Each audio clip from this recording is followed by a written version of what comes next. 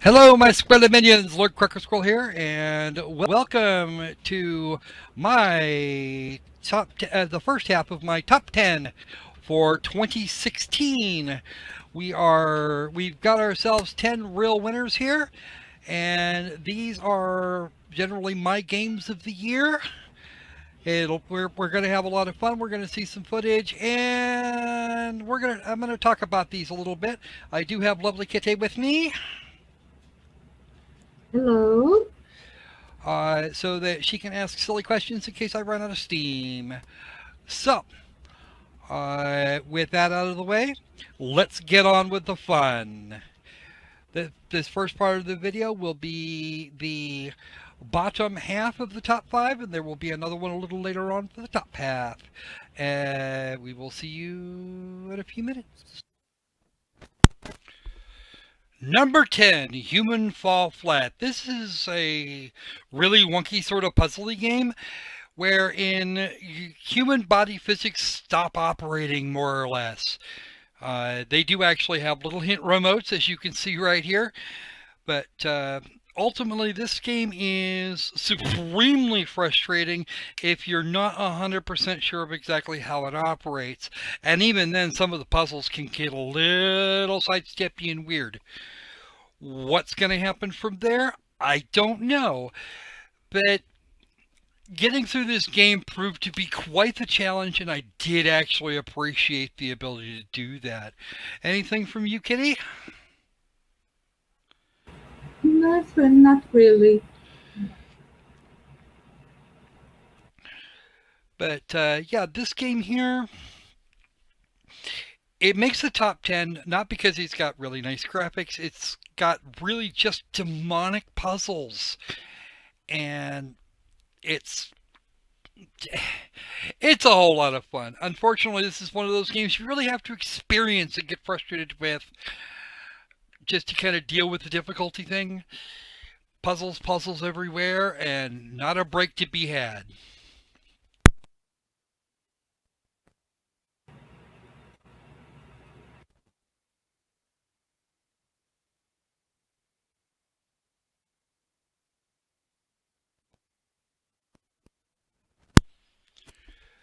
Oh, I got a little guy doing this doing his funky dance again. See, part of the trick for this is actually being able to look at what you're doing and get the guy's eyeballs right where he needs what he needs to get a grip on. Kind of a thing. Curve Digital sent me a copy of this one, and you know what? It's okay. It's actually a really good game, and certainly far better than 99% of the other stuff that I wound up playing this year. I'm pretty sure Kitty's still got some sort of snarkiness going on in here, but one of the things I've noticed about this little guy, he can't be killed. He looks like the Pillsbury Doughboy, and he bounces like him too. It's actually really entertaining as far as that goes.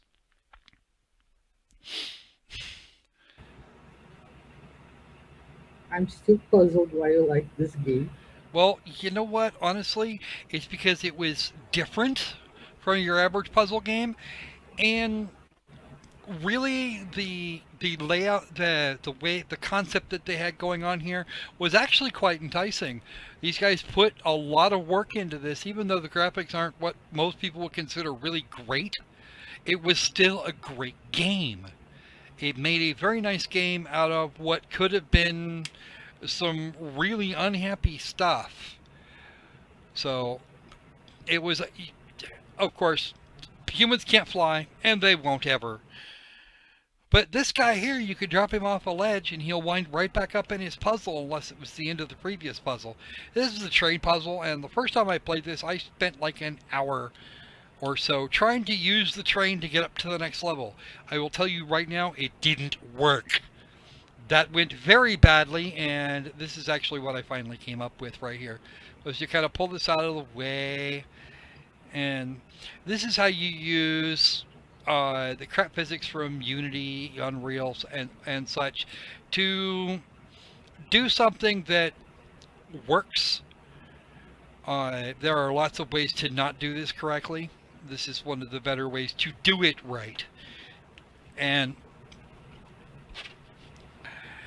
it's one of those things where you do one thing, you do it well, and then you move on. Charles Emerson Winchester the third.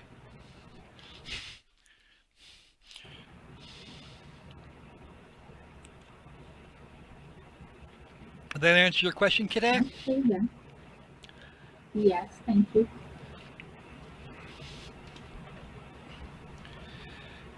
Oh, this poor drunken sod, I swear. That's the other thing, is that because of the way he controls, he actually looks like he's drunk all the time. He plays like he's drunk. Number 9, Icarus 1. This lady here has been lured in, I suppose, is probably your best idea here. And our job here is to get this ship, the Icarus 1, back to Earth. Well, this has the 1980s sci-fi retro look that everybody has been begging for, and nobody seems to have been able to pull off until right here. They use very simplistic graphic setups with some really lovely textures in most places to really bring the point home that you are in a place that is supposed to look primitive without it actually being primitive. From the way the lights are positioned, her visor here, which is actually also your damage meter. If it starts cracking and going to shit as you take damage, and there's no way to heal it. Not that I've found anyway. I've been through most of the game at this point, and it easily kept me entertained for several hours trying to do that. And that just by itself, that is a very rare gem. So, and of course you have the story itself, what happened in the past, is actually told by means of little emails and little notes that get left around. You don't have to go with them. You don't even have to pay attention to them. But sometimes it will probably help. Well, okay, if you want to understand the whole story, it will help. Okay?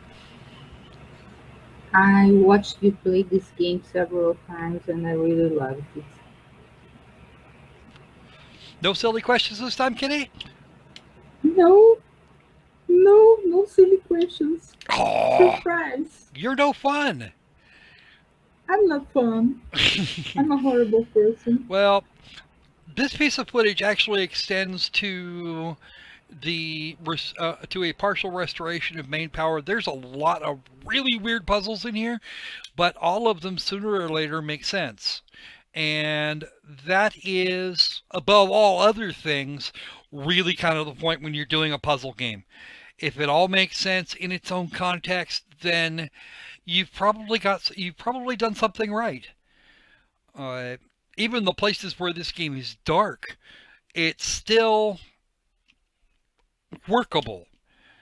You can get it just by the parts of the room you can see. You can still get a fairly good idea of what the rest of the neighborhood looks like, and it does actually help. Later on, we actually run into deadly traps and all kinds of other things. Little spiky pieces that come out of the floor and the walls. Just a big, huge horror show. But of course, you got switches and stuff, and Can I generally, be a bitch? huh? Can I be a bitch? I don't see why not. This is a good example for some snarky newbie devs how to use a dark environment uh, that needs just a tiny little bit of lighting so that it can be still dark and visible. Right. Also, people can also an option to for people to get the gamma turned up would be great. Just so they can actually see things that unfortunately wind up being kind of murky brown. These guys actually did this fairly well. There's enough light for you to navigate by. It's never completely black, which is a thing. and what you can and can't do with various objects. It's very quick about telling you what you can and can't do. See here, you've got enough light to navigate, but you don't have enough light to really see. You can kind of see where, and if you know where things are, then it's usually a good thing. But you never actually go with a complete. Your screen never goes completely dark. And even in a situation like this, that's a thing that should not happen. Okay, no power for that. Nope, not there. You're not going to have it. Moving on. Let's go back around the other side, maybe. Because everybody says that the blast doors are closed and we have to get them open. Well, how do we do that? There's probably something around here to do it with. What do you think? That's a terminal. We don't need that terminal. We need this one. Because that's the blast door release. And now we're going to watch the ultimate sci-fi fun thing. Where the blast doors open. And you get to see what's actually outside the ship.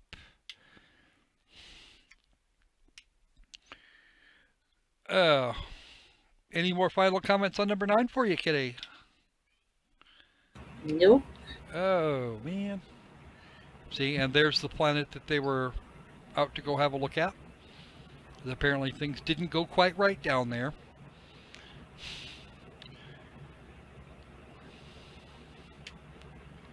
Number 8, Tokyo Babel. Or Babel, I think it's actually supposed to be. This is a visual novel that is absolutely replete with religious creepypasta. This poor girl has been drug in to be a sacrifice to God.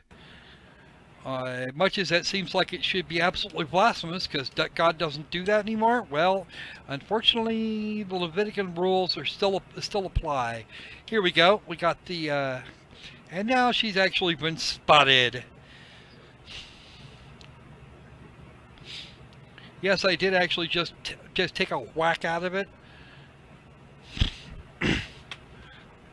And this is just a little bit of a clip of the game I saw. The characters actually seem fairly real in terms of what actually freaking terrifies them, and some things really should. Well, you watched me. You were there for when we did the recording of this a little while back. What do you think, Kitty? Yeah, it's very intriguing.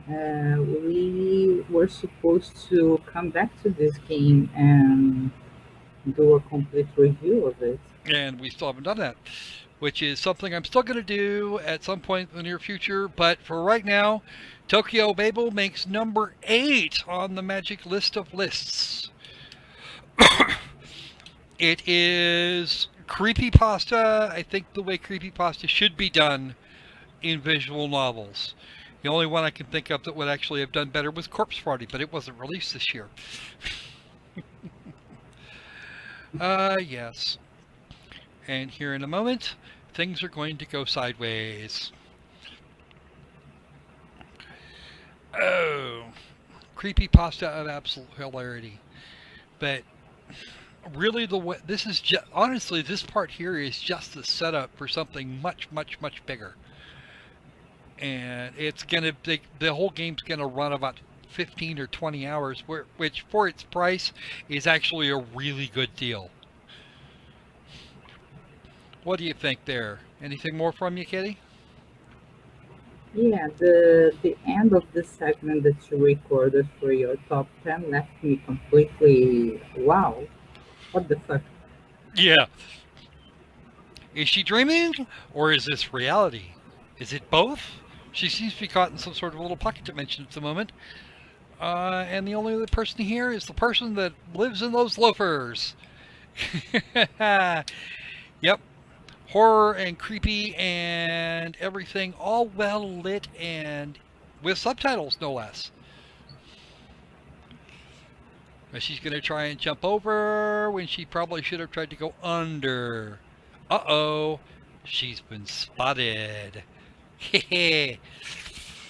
Yes, a pair of crimson eyes. I found you. Yeah. That will be number 8, absolutely 120%. Found you. And she gets crunched. Of course. What's going to happen? What happens to her next? Well, we'll see what happens when her teacher gets hold of her, shall we? Fade to white. And, oh look, now she's screaming.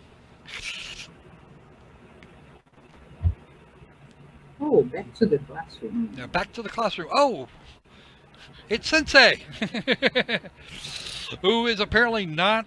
Apparently seems to think that she finds his class boring.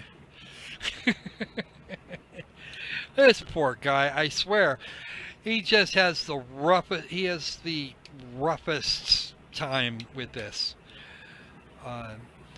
But there's your scary moments, and we get kind of broken up by the comedy a little bit, and things really kind of work in this way. I'm actually thrilled. It's one of the few games I've been wanting to do repeatedly, that I've been wanting to go back to, and even for the sheer number of games I wind up having to play every year, it's a little rough. Yeah. All right. Number 7, Enter the Gungeon. This game is all about the guns. The guns, the gun jokes, the gun monsters, the bullets, the absolutely 120% unafraid to kill you. I don't do twin stick shooters well, and this is the only one that really did it for me this year. I know a lot of people are absolutely thrilled and just love this whole thing.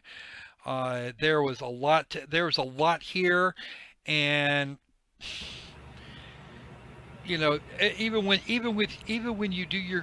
they tell you about your death, you're still looking at, okay, that's the first death. We'll have a look at that, and we'll see what happens after this. Click. The Ammonomicon. I was killed by a red shotgun can that blew up in my face. And I do a lot of this game here, I do a lot of dying. And I've got a good couple of minutes of footage on this. I die several times. I just keep dying. I don't know what I'm even doing like that. Okay, good. You were the Lord Dies a Lot. Yes, I went from Lord Crocosquirrel to Lord Dies repeatedly, all at the same time. Oh yeah. And the worst part of it is that after I put it down back in April, it's one of those that I wanted to have on the list anyway, just because serious jokes. All the puns are just hilarious. But I did better then than I did. Honestly, I stayed alive longer at that point than I do now. And it works the same way every stinking time. I walk in, I die. There was a bulletkin that got me that time. He shot me dead. I wonder why. There's our demonstration of the quick start. Pop, pop, pop, pop, pop. That grenade thing. I had never actually seen one of those grenade monsters, and it messed up my day. I'm going to go look around and shoot everything else in the room, because everything but that. Well, or did I actually shoot that eventually? I did. Yep. Make sure it blowed up. I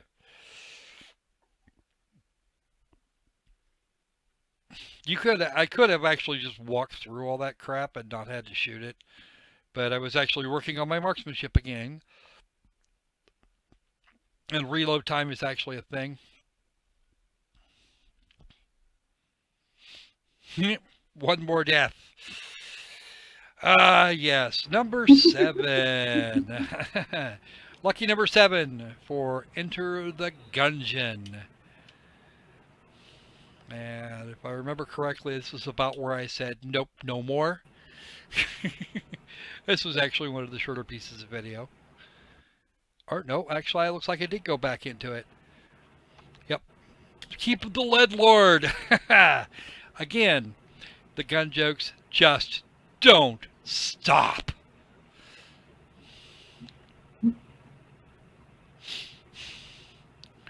But yeah, just as a quick note, we didn't. I actually recorded all new footage for all of these games, and rather than go back over my old videos, which probably would have been faster, but it's okay because I'm over it already.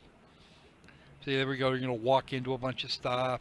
That's a teleporter, where we can teleport back to a thing if we've if we've already conquered a particular room.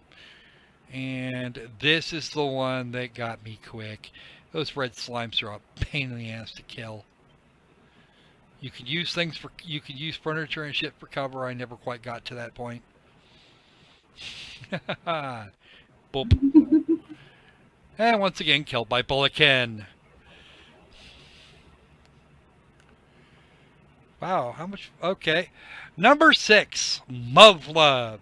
Here's another visual novel for you. This is actually a classic. It was officially released here in the West just this year. After a very successful Kickstarter. A lot of people wanted to see these games hit. I gave them a buck, so I would be kept abreast of the news, and I didn't manage to get enough money together later to actually have them send me a physical copy, which I would have loved for them to do. They were working on this on Muv-Luv, Muv-Luv Extra, Muv-Luv Unlimited, and Muv-Luv Alternative as a 3-pack, and they were going to do these two first and then release the other one a little later. So now we have a bunch of time where we're going to sit and have a look at this here. But our protagonist Takeru is, well, a dense whack job. Not just a whack job. He's friggin' dense on top of that.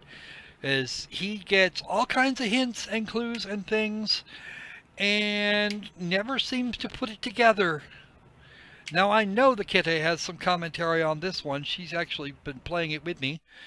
Hit me, Kitty. Yeah, Takeru is a moron first class. Come on, you can do better than that. Tell old Takeru how you really feel.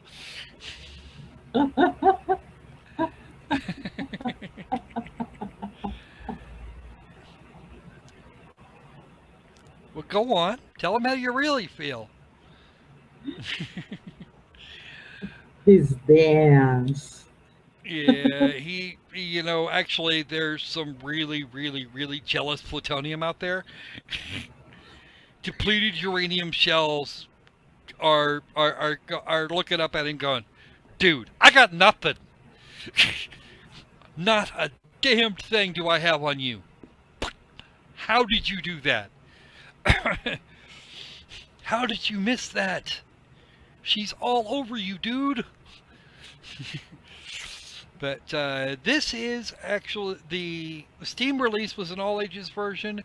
Denpasoft has the patch, which they are selling depending on whether or not it was on sale over the holidays. It was on sale for $5.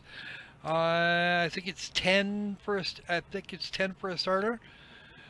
But if you're gonna get the official English translation, do that.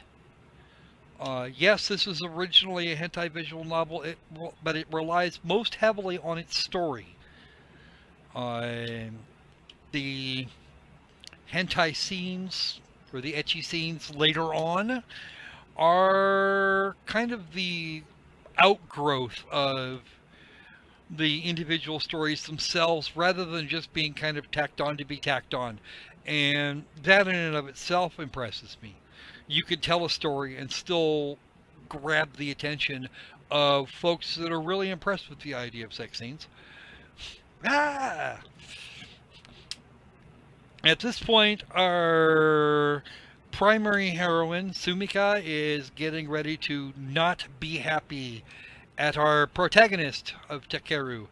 He's also one of the very few protagonists that not only has a face, but a distinct personality that is his, as opposed to just being kind of the semi-blank slate, or the proverbial blank slate that everybody's used to in Yes, he's still a gormless idiot, but he's at least a gormless idiot in a way that makes a little bit of sense. Uh-oh. Is it real? Or is it a paranormal phenomenon? This is not going well. Poor Takeru. Final thoughts for the Kite. The care is immediate, but at least he has his personality. We see his face, and he interacts with All the right. protagonist, the antagonist of the Okay, we're protagonist, done. And and the here other is the Audience Disappointment Award, Sakura Dungeon. The Audience Disappointment Award is actually not what it sounds like. It's not that the audience was disappointed in it.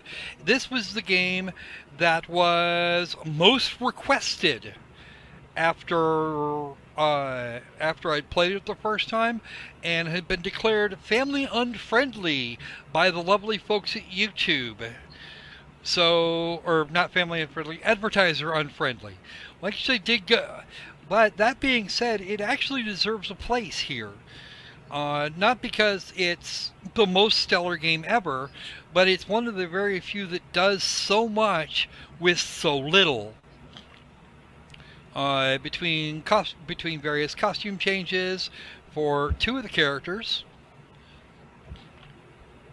and the sheer amount of artwork that was added to this game, plus visual novel and other such aspects, this game is actually very well done for what it actually is. Yes, it's decidedly ecchi.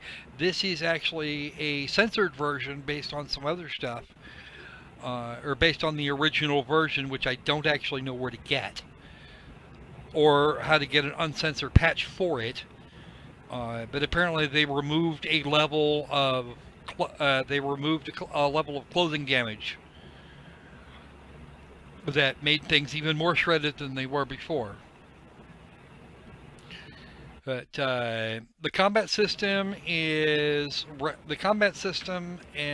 the other things are reminiscent of Dragon Quest, the mapping more like Bard's Tale or the early Ultima games. I mean, really, I don't have anything to complain about on this game. I don't. Uh, it actually it was actually originally posted as number 11, and since this is actually a top 10, we had to come up with something else for it. It does deserve a mention here, however. Kite, your thoughts? I love this game, and Okay. I don't see anything wrong with it. I mean, yeah, you got your typical rabid feminist that would be more than happy to try and shred this as being rude, crude, and obnoxious. The entire cast is female. But Fuck the feminists. no, I don't wanna. I have a rule about putting body parts in crazy.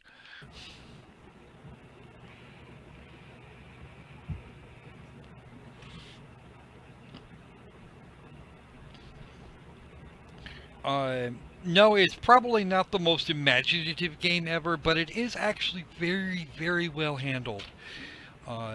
And I appreciate that thought. I really do.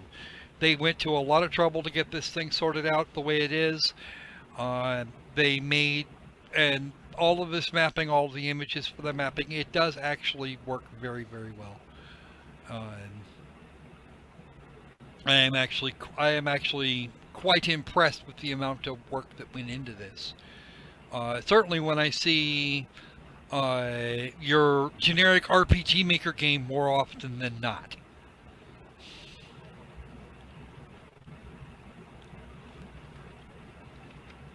Some people think I'm actually supposed to be impressed by generic RPG. What the hell?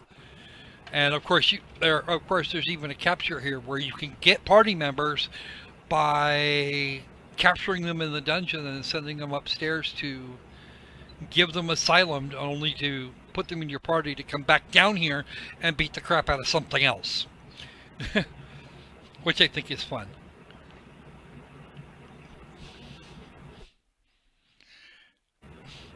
The combat system is actually fairly simple. You get all your hit points back at the end of each combat, but your AP down there, your action points, don't regenerate to full as soon as you walk away, or as soon as combat ends. You actually have to walk around the dungeon for a little bit, or use a guard action to get AP back. Well, that in a little bit. This actually doesn't really even have a healing system. There's a couple of items that'll do that, and that's about the end of it. So, and then also the thing that they note here, there's different ways to do other stuff. So, and make things they actually put things in here to get you thinking, false walls and such. All right. More information, Kitty, or are you pretty much good on this one? I'm good on this one. Yep. So, the Audience Disappointment Award, Sakura Dungeon, and that's because I couldn't long play this because YouTube said on you for it being from the folks that made up the other Sakura games. So, good job there, Wing Cloud. We actually like this one. Lots of little gameplay, not just a random TNA visual novel, which is what a lot of yours are. But yeah, great fun. Absolutely outstanding. And that's it, folks. That's the first half of the top 10. Numbers 10 through 6, and of course the Audience Disappointment Award, which is really not as bad as it sounds, eh? Alright, we will see you for the next video here in a little while. I've got to get on to that and get a little bit more editing done. So, until then, be safe, sane, and let's make games fun again. See ya!